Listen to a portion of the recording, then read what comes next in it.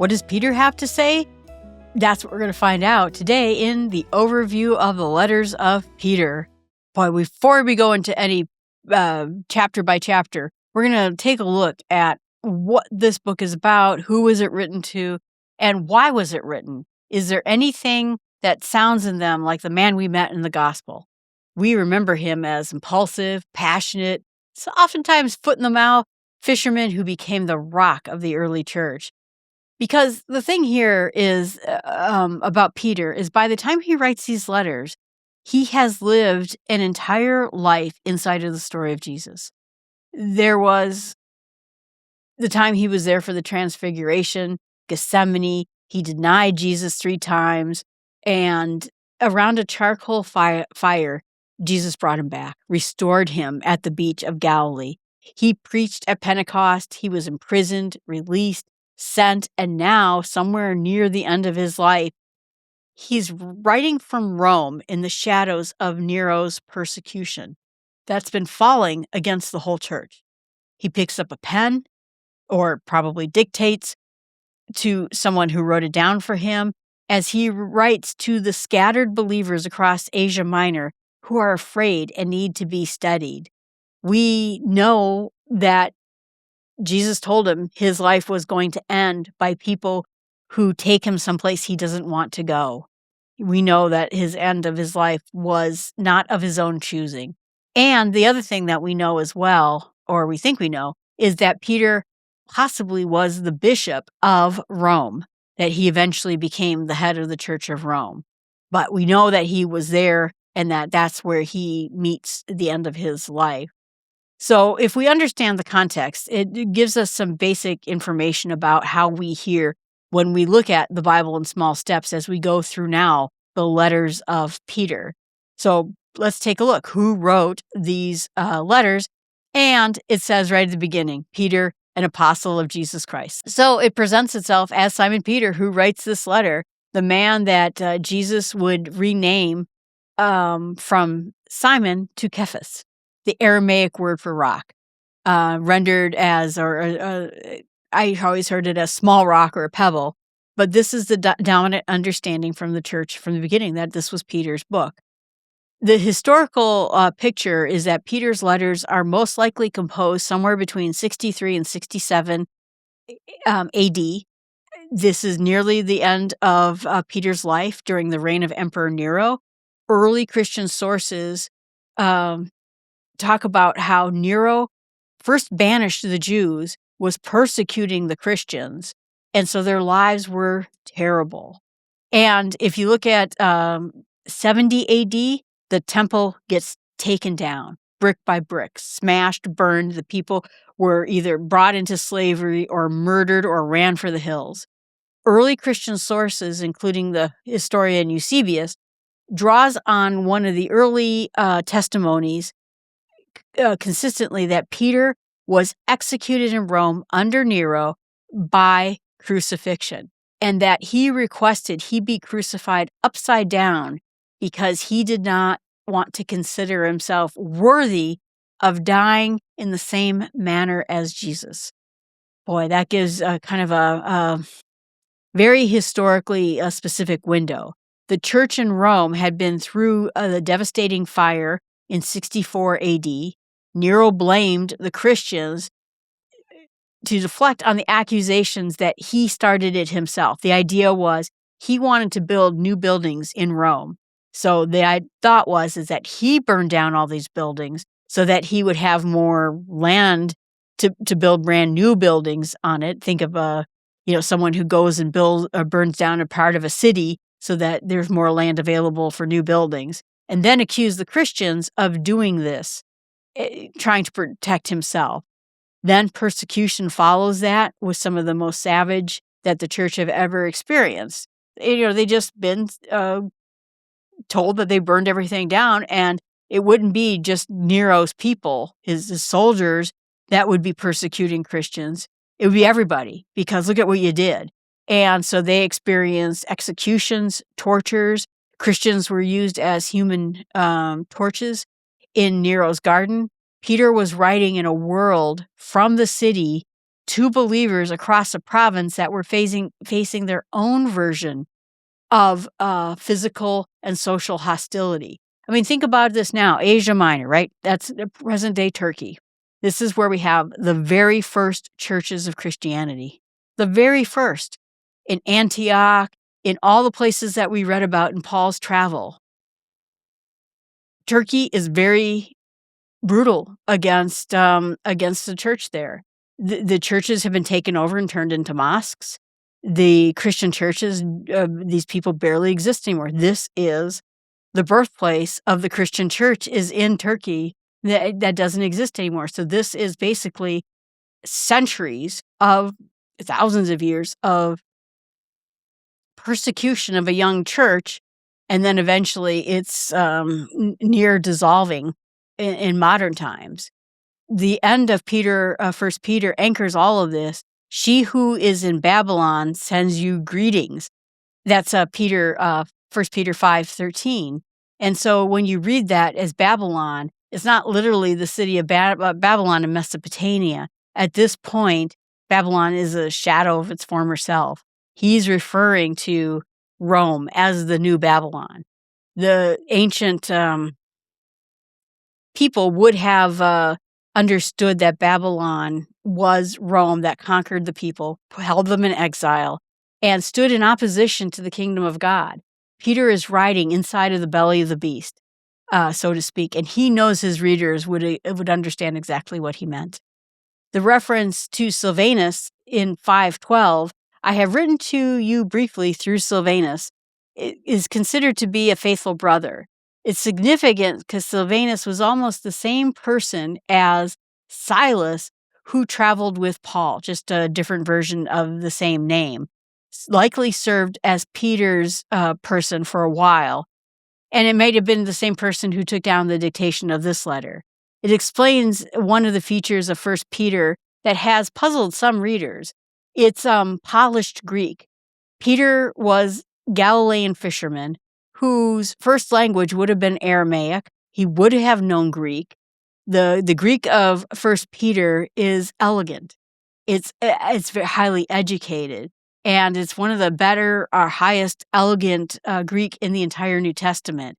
It is most straightforward in the explanation that maybe Silas, a Greek-speaking Jewish Christian with a good education, might have been the words that how it was written down. It's not that I think people misunderstood that the fishermen in Galilee were, sometimes you hear, oh, they were illiterate. No, they were not illiterate. When you lived in Galilee and you worked in international trade in this area, it was a footprint. You knew how to speak many languages. You probably knew how to write in many languages. But was it an elegant Greek? Probably not. So the relationship between Peter's letters and Paul's writing is also worth noting, that essentially Peter's epistles reference Paul's work. That includes his prison letter written somewhere between 61 and 63. And that means Peter was aware of what Paul had written, and there may have been theological conversations with him. The two apostles had a complicated history for sure. Paul confronted Peter publicly in Antioch over the question of eating with table fellowship with Gentiles, Christian Gentiles.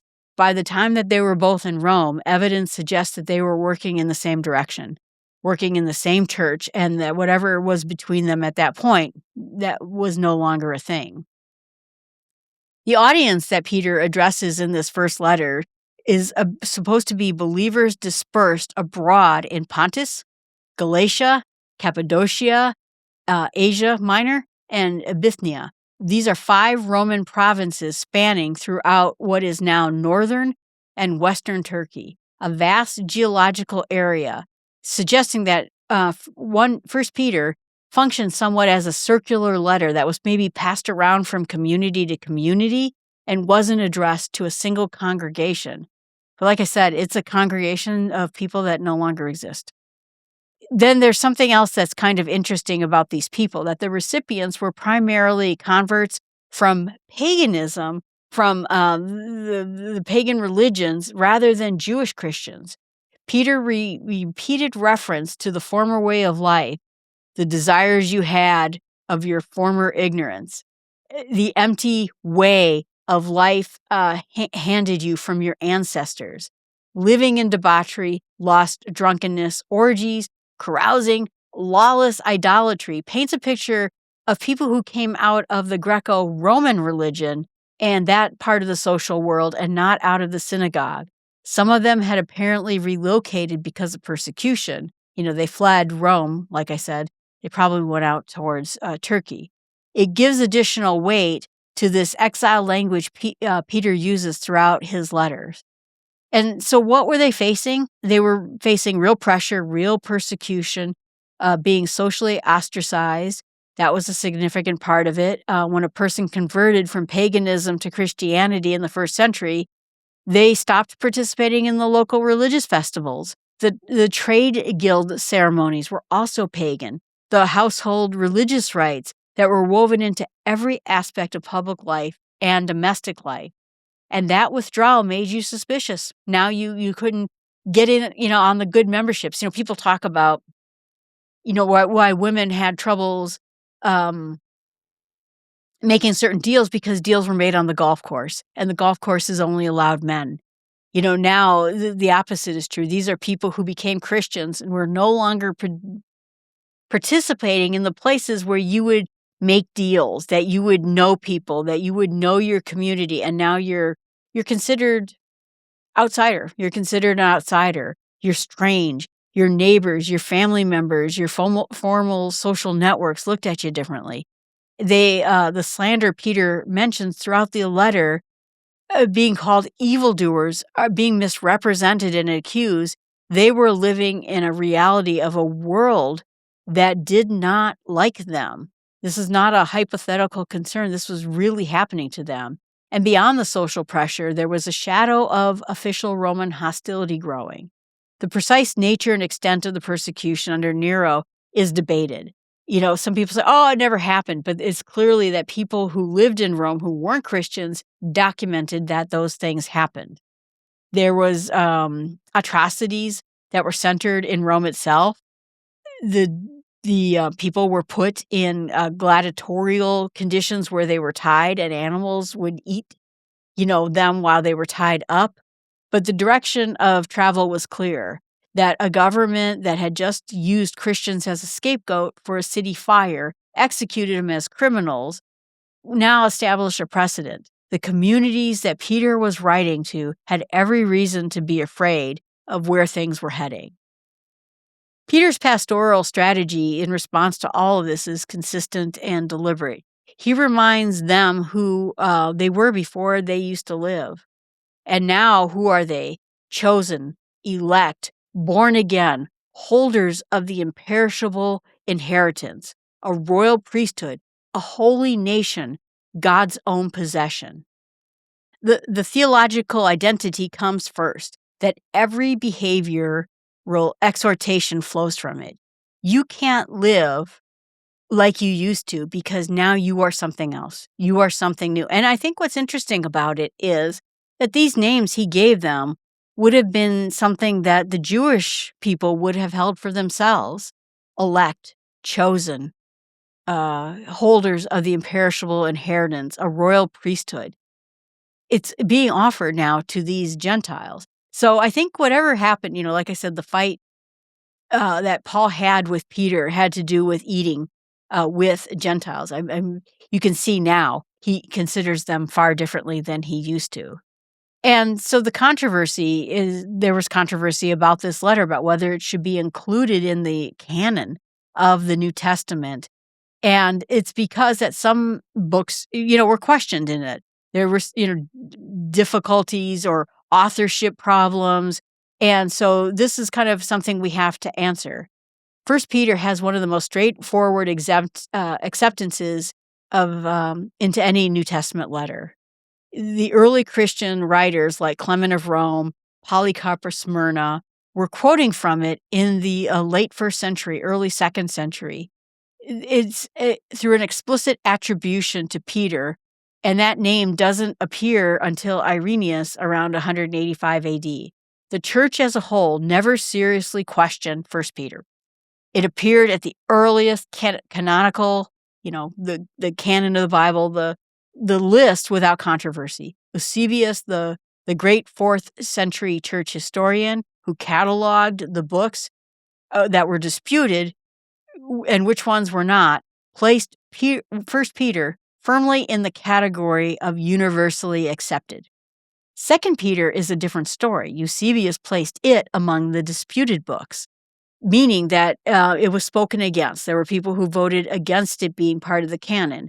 It was questioned not because anyone thought it was heretical, but because they were uncertain who wrote that particular letter. The Greek of 2 Peter is noticeably different than 1 Peter. It's rougher. It's more elaborate in some ways. Its relationship to the letter of Jude is close enough that a lot of people appear to be drawn that maybe it was the same source. And so it raised the eyebrows of some early church readers and several early church fathers who don't quote it and do not expressly consider it to be part of the canon. That's why it was. So I think that's why it makes some sense when we talk about Silas scripting the first one, high language. Who scripted the second one? It might have been someone else who doesn't have that same educational background. So an answer to the question, might be that the traditions that accept 2 Peter into the canon run something like this. The difference between the style of Greeks between the two letters explains the differences in secretaries. Silas, who was named 1 Peter, and then 2 Peter has no named secretary. Maybe it's Peter himself writing it more directly, or maybe it's a different assistant who just writes differently. Like I said, the relationship with Jude is not evidence of inauthenticity. It's evidence that Peter knew and used Jude's letter so that he had already read it too. So he had every apostolic reason to include similarities to Jude because he'd read it.